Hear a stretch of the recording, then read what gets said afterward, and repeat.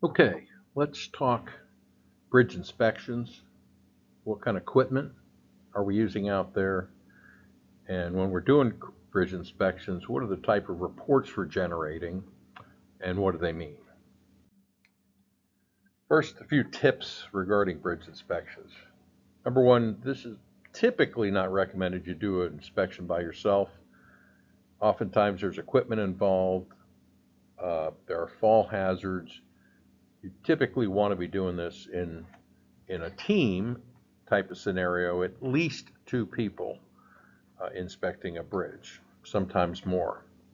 Secondly, you want to make sure you've got your personal protective equipment, fall arrest harnesses, the proper lanyards, all the other things that you might need. When you're doing bridge inspections, take lots of photos. You want to document what you are reporting on for future reference, because usually you're not completing the report there at the bridge location. So the more visual documentation you have to complete the report at a later time, the better.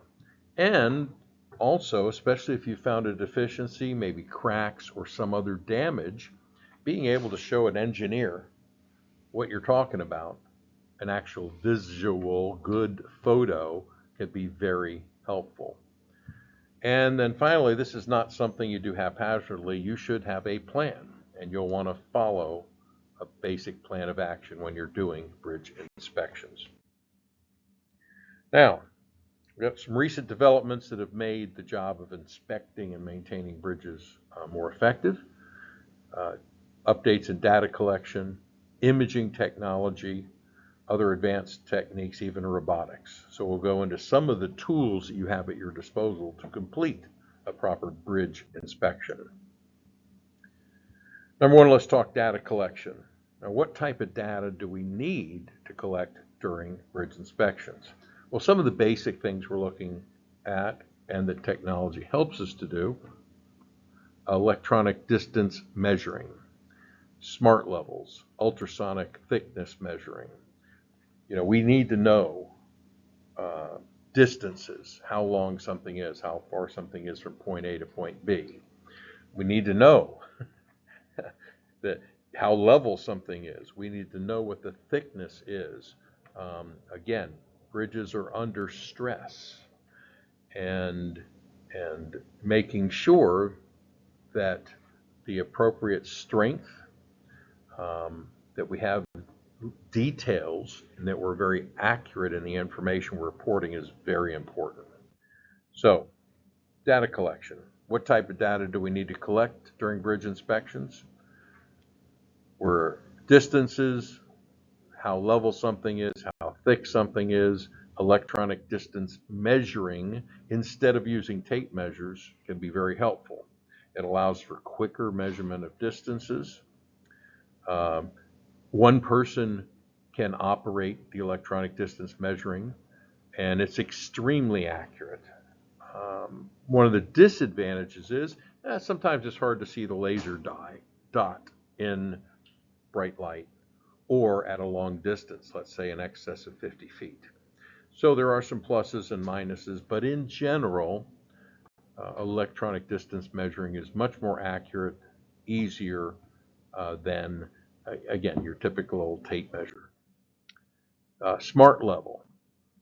These things are great. They allow for quicker measurement of vertical surface alignment. Advantages are, again, one person can operate, and they are extremely accurate. You'll hear that most of the digital methods for measuring things are more accurate than the old type of ways we did things. Now, one of the disadvantages of the smart levels is that we generally need an even surface. So if you don't have a perfectly flat surface, then you're not going to necessarily get a perfectly accurate reading with a smart level. Another measurement tool, ultrasonic thickness measuring, or a D-meter. These allow, again, for quick measurement of steel thickness and the ability to do it from just one side, where previously you had to do measurements taking into account both sides. So advantages: only need access to one side of the steel, and it's easy to read. basically. Disadvantages. Heavy pitting can give erroneous results. So depending on the condition of this steel member that you may be trying to get a thickness reading on, sometimes you're getting erroneous readings. Rotary percussion. This allows for quicker inspection on overhead and vertical surfaces. One advantage is the ability to detect delimitation quickly.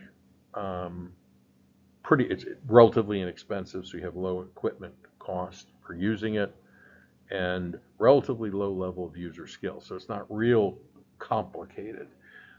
You don't have to have a massive certification or a master's degree to be able to use this equipment. Disadvantages, effective height is limited to approximately 200 feet. Video inspection, and this is important. Video equipment can provide you with easy viewing of hard to reach areas. So let's say you don't have a snooper truck. You don't have a large enough crane if you have the ability to approach the underneath of a bridge from a base. So advantages, you have a vast viewing area, and again, being able to capture video and then look at it at a later time is great. Disadvantages, oftentimes you got to get hands-on. If you detect something, some kind of defect is suspected, you're still going to have to get closer and examine closer than sometimes you can with just video. And unfortunately, video is only two-dimensional. Video inspection, thermal imagery inspections, you got infrared imaging. This can help detect the laminations near the surface of concrete. One advantage is fast and accurate, in general, in the right conditions. Disadvantages is thermal imagery is oftentimes impacted by shadows or sometimes coatings on whatever you're doing thermal imaging on. Things like oil, water, ice will kind of give you incorrect readings sometimes.